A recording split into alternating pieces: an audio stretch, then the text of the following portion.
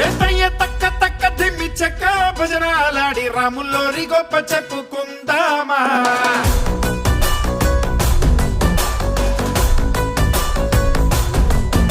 ఆసాముల్లోరి పక్కనున్న సీతామాల చుమ్మమ్మ లక్షణాలు